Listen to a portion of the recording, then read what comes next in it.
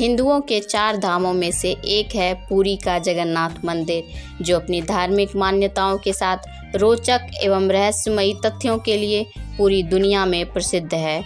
उड़ीसा राज्य के पुरी में समुद्र तट पर स्थित जगन्नाथ मंदिर भगवान विष्णु के 8वें अवतार भगवान श्री कृष्ण को समर्पित है। पुराणों में इसे धरती का वैकुंठ भी कहा गया है। यह मंदिर अपनी वार्षिक रथ यात्रा के लिए प्रसिद्ध है। आज हम जानेंगे जगन्नाथ मंदिर से जुड़े इतिहास, पौराणिक कथाएं एवं इसके कुछ अनसुलझे मगर रोचक तथ्यों के बारे में। नमस्कार, मैं हूं सोनी और आपका स्वागत है ई इंडिया न्यूज़ नेटवर्क में। जगन्नाथ शब्द का अर्थ है जगत के स्वामी और जगत के स्वामी की नगरी है जगन्नाथपुरी। जगन्नाथ मंदिर को 12वीं शताब्दी में गंग साम्राज्य के राजा अनंत बर्मन चोलगंग द्वारा बनवाया गया था।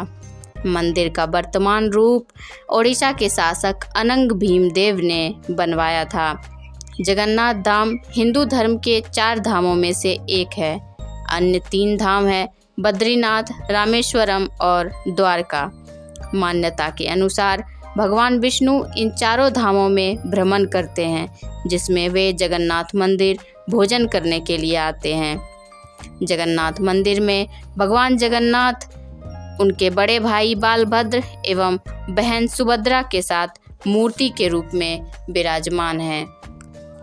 जहां अन्य मंदिरों में पत्थर व अन्य चीज़ों से बनी मूर्तियां होती है, वहीं जगन्नाथ मंदिर में लकड़ियों से बनी मूर्तियां हैं। इन मूर्तियों की प्रत्येक 12 साल में बदला जाता है। इन मूर्तियों को बहुत ही गोपनीयता के साथ बदला जाता है। जिस दिन इन मूर्तियों को बदला जाता है, उस दिन पूरे शहर की बिजली राज्य सरकार द्वारा काट दी जाती है एवं मंदिर के आसपास सुरक्षा उद्देश्य से सीआरपीएफ की तैनाती की जाती है। मंदिर के अंदर किसी भी व्यक्ति के प्रवेश पर रोक लगा दी जाती है। मूर्ति बदलने की जिम्मेदारी मंदिर के मुख्य पुजारी को दी जाती है। मुख्य पुजारी भी आंख पर पट्टी बांधकर मंदिर में प्रवेश लेते हैं। जहां पर मूर्तियों को बदला जाता है, वहां पर अंधेरा रहता है और इस घटना को देखने की अनुमति किसी को नहीं है। मूर्ति बदलने के दौरान पुजारी पुरानी मूर्ति से कुछ पदार्थ निकालकर नई मूर्ति में प्रवेश करते हैं। इस पदार्थ को ब्रह्म पदार्थ कहते हैं। ब्रह्म पदार्थ की गोपनीयता बनाए रखने के लिए मूर्ति बदलने वाले पुजारी को दस्ताने पहनाए जाते हैं, ताकि वे मूर्ति बदलते वक्त इसे छूकर भी महसूस न कर सके। मूर्ति बदलने वाले पुजारी बताते हैं कि जब उन्होंने इस पदार्थ को हाथ में लिया तो उन्हें यह कोई जीवित पदार्थ लगा जो उछल रहा हो। मान्यता अनुसार है कि भगवान श्री कृष्ण ने अपना शरीर त्याग किया, तब उनका शरीर अंतिम संस्कार के बाद पंचतत्व में विलीन हो गया, परंतु उनका हृदय सामान्य व जिंदा रहा। कहते हैं कि उनका हृदय भगवान जगन्नाथ के मूर्ति में आज भी धड़क रहा है। ब्रह्म पदार्थ के रूप में जिस पदार्थ को भगवान जगन्नाथ की पुरानी मूर्ति से नई मूर्ति में रखा जाता है, वो भगवान कृष्ण का हृदय है। मान्यता है कि जो इस परंपरा को देख लेगा, उसकी मृत्यु हो जाती है। इसलिए मूर्ति बदलने की प्रक्रिया को गोपनीय रखा जाता है। जगन्नाथ मंदिर में मूर्तियां अपूर्ण हैं। मूर्तियों के हाथ अधूरे बने हुए हैं। ब्रह्म और स्कंद पुराण के अनुसार यहाँ भगवान विष्णु पुरुषोत्तम नीलमाधव के रूप में अवतरित हुए और सबर जनजाति के परम पूज्य देवता बन गए। सबर जनजाति के देवता होने के कारण यहाँ भगवान जगन्नाथ का रूप कबीलाई देवताओं की तरह है। पहले कबीले के लोग अपने देवताओं की मूर्तियों को काष्ठ से बनाते थे। भगवान जगन्नाथ मंदिर में सबर जनजाति के पुजारियों के अलावा ब्राह्मण पुजारी भी हैं। ज्येष्ठ पूर्णिमा से आषाढ़ पूर्णिमा तक सबर जाति के दैतापति जगन्नाथ जी की सारी रीतियां करते हैं। पुराण के अनुसार नीलगिरी में पुरुषोत्तम हरि की पूजा की जाती है। पुरुषोत्तम हरि को यहाँ भगवान राम का रूप माना गया है। सबसे प्राचीन मत्स्य पुराण में लिखा है कि पुरुषोत्तम क्षेत्र की देवी विमला है और यहाँ उनकी पूजा होती है। रामायण के उत्तरकांड के अनुसार भगवान राम ने रावण के भाई विभीषण को अपने इक्ष्वाकु वंश के कुल देवता भगवान जगन्नाथ की आराधना करने को कहा। आज भी पुरी के श्री मंदिर में विभीषण वंदापना की परंपरा कायम है। जगन्नाथ मंदिर के निर्माण से जुड़ी कथा यह है कि राजा इंद्रद्युम्न मालवा का राजा था, जिनके पिता का नाम भरत और माता सुमति था। राजा इंद्रद्युम्न को सपने में भगवान जगन्नाथ के दर्शन हुए। कई ग्रंथों में राजा इंद्रद्युम्न और उनके यज्ञ के बारे में विस्तार से लिखा है। उन्होंने यहाँ कई विशाल यज्ञ किए और एक सरोवर बनवाया। एक रात भगवान विष्णु ने उनको सपने में दर्शन दिए और कहा, नीलांचल पर्वत की एक गुफा में मेरी एक मूर्ति है, उसे नील माधव कहते हैं। तुम एक मंदिर बनवाकर उसमें मेरी यह मूर्ति स्थापित कर दो। राजा ने अपने सेवकों को नीलांचल पर्वत की खोज में भेजा।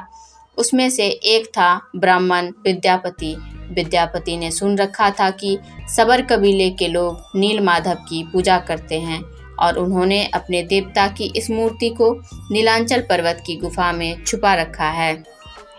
वह यह भी जानता था कि सबर कबीले का मुखिया विश्ववसु नील माधव का उपासक है और उसी ने मूर्ति को गुफा में छुपा रखा है। चतुर विद्यापति ने मुखिया की बेटी से विवाह कर लिया। आखिर में वह अपनी पत्नी के जरिए नील माधव की गुफा तक पहुंचने में सफल हो गया। उसने मूर्ति चुरा ली और राजा को लाकर दे दी। विश्ववसु अपने आराध्य देव की मूर्ति चोरी होने से बहुत दुखी हुआ। अपने भक्त के दुख से भगवान भी दुखी हो गए। भगवान गुफा में लौट गए, लेकिन साथ ही राजा इंद्रद्युम्न से वादा किया कि वो एक दिन उनके पास जरूर लौटेंगे, बशर्ते कि वो एक दिन उनके लिए विशाल मंदिर बनवा दे। राजा ने मंदिर बनवा दिया और भगवान विष्णु से मंदिर में विराजमान होने के लिए कहा। भगवान ने कहा कि तुम मेरी मूर्ति बनाने के लिए समुद्र में तैर रहा पेड़ का एक बड़ा टुकड़ा उठा कर लाओ, जो द्वारिका से समुद्र में तैरकर पुरी आ रहा है। राजा के सेवकों ने उस पेड़ के टुकड़े को ढूंढ तो लिया, लेकिन सब लोग मिलकर भी उस पेड़ को नहीं उठा पाए। तब राजा को समझ आ गया कि नील माधव के अनन्य भक्त सबर कबीले के मुखिया विश्ववसु की ही सहायता लेनी पड़ेगी। सब उस वक्त हैरान रह गए जब विश्ववसु भारी भरकम लकड़ी को उठाकर मंदिर में ले आए। अब बारी थी लकड़ी से भगवान की मूर्ति गढ़ने की। राजा के कारीगरों ने लाख कोशिश कर ली, लेकिन कोई भी लकड़ी में एक छेनी तक भी नहीं लगा सका। तब तीनों लोक के कुशल कारीगर भगवान विश्वकर्मा एक बूढ़े व्यक्ति का रूप धर कर आए। उन्होंने राजा को कहा कि वे नील माधव की मूर्ति बना सकते हैं, लेकिन साथ ही उन्होंने अपनी शर्त रखी कि वे 21 दिन में मूर्ति बनाएंगे और अकेले में बनाएंगे। कोई उनको बनाते हुए नहीं देख सकता।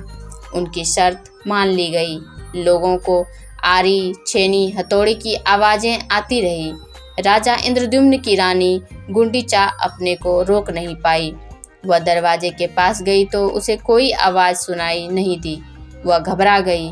उसे लगा बूढ़ा कारीगर मर गया है। उसने राजा को इसकी सूचना दी। अंदर से कोई आवाज़ सुनाई नहीं दे रही थी तो राजा को भी ऐसा ही लगा। सभी शर्तों और चेतावनियों को दरकिनार करते हुए राजा ने कमरे का दरवाज़ा खोलने का आदेश दिया। जैसे ही कमरा खोला गया तो बूढ़ा व्यक्ति गायब था और उसमें 3 अधूरी मूर्तियां मिली पड़ी। भगवान नील माधव और उनके भाई के छोटे छोटे हाथ बने थे, लेकिन उनकी टांगें नहीं, जबकि सुभद्रा के हाथ पांव बनाए ही नहीं गए थे। राजा ने इसे भगवान की इच्छा मानकर इन्हीं अधूरी मूर्तियों को स्थापित कर दिया। तब से लेकर आज तक तीनों भाई बहन इसी रूप में विद्यमान हैं। जगन्नाथ मंदिर 37,000 वर्ग मीटर में फैला है। कलिंग शैली में निर्मित यह मंदिर भारत के भव्यतम मंदिरों में से एक है। मुख्य मंदिर वक्र रेखीय आकार का है, जिसके शिखर पर विष्णु का श्री सुदर्शन चक्र मंडित है। इसे नील चक्र भी कहते हैं। नील चक्र अष्ट धातु से निर्मित है और पवित्र माना जाता है। मंदिर का मुख्य द्वार 2 सिंहों द्वारा संरक्षित है। मंदिर का सबसे प्रसिद्ध उत्सव रथ यात्रा है, जो आषाढ़ शुक्ल पक्ष की द्वितीया को आयोजित होता है। उत्सव में तीनों मूर्तियों को विशाल रथों में सजाकर यात्रा पर निकालते हैं। इस मंदिर में गैर हिंदू लोगों का प्रवेश वर्जित है। मंदिर के अंदर पर्यटकों की भी जाने की अनुमति नहीं है। यह प्रतिबंध विदेशियों के हमले व घुसपैठ के कारण लगाए गए हैं। बौद्ध एवं जैन लोग मंदिर प्रांगण में आ सकते हैं, परंतु उन्हें अपनी भारतीय वंशावली का प्रमाण एवं मूल प्रमाण पत्र देना पड़ता है। मंदिर से जुड़ी कई रोचक तथ्य मौजूद हैं, जो वैज्ञानिकों के लिए भी अनसुलझे रहस्य हैं। पहला रहस्य है हवा के विपरीत लहराता ध्वज। श्री जगन्नाथ मंदिर के ऊपर स्थापित ध्वज सदैव हवा के विपरीत दिशा में लहराता है। मंदिर का दूसरा चमत्कार है कि गुंबद की छाया नहीं बनना। यह मंदिर लगभग 214 फुट ऊंचा है। मंदिर के पास खड़े रहकर इसका गुंबद देख पाना असंभव है। मुख्य गुंबद की छाया दिन के किसी भी समय अदृश्य ही रहती है। मंदिर का तीसरा चमत्कार है सुदर्शन चक्र। पुरी में किसी भी स्थान से देखने पर मंदिर के शीर्ष पर लगा सुदर्शन चक्र सामने ही दिखता है। मंदिर का चौथा चमत्कार है हवा की दिशा। सामान्य दिनों में हवा समुद्र से जमीन की तरफ आती है और शाम के दौरान इसके विपरीत, लेकिन पुरी में इसका उल्टा होता है।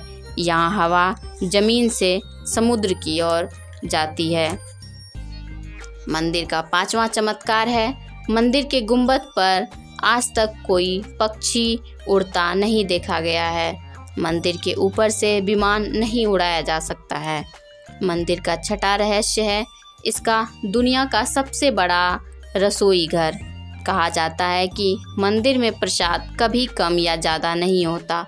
मंदिर में दर्शन करने वाले आखिरी व्यक्ति को देने के बाद प्रसाद खत्म हो जाता है। मंदिर में प्रसाद पकाने के लिए 7 बर्तन को एक दूसरे पर रखकर पकाया जाता है। इसमें सबसे ऊपर के बर्तन का प्रसाद सबसे पहले पकता है। मंदिर का 7वां रहस्य है कि मंदिर के सिंह द्वार में पहला कदम रखने पर ही सागर के लहरों की आवाज़ आनी बंद हो जाती है। मंदिर से एक कदम बाहर होते ही ध्वनि सुनाई देने लगती है। ऐसे ही अनेकों रहस्यों को समेटे हुए जगन्नाथ धाम धार्मिक आस्था एवं मान्यताओं के लिए भक्तों के बीच प्रसिद्ध है। इस वीडियो में इतना ही। मिलते हैं 4 धाम यात्रा की अगली वीडियो में। तब तक जुड़े रहें ई इंडिया न्यूज़ नेटवर्क के साथ। धन्यवाद।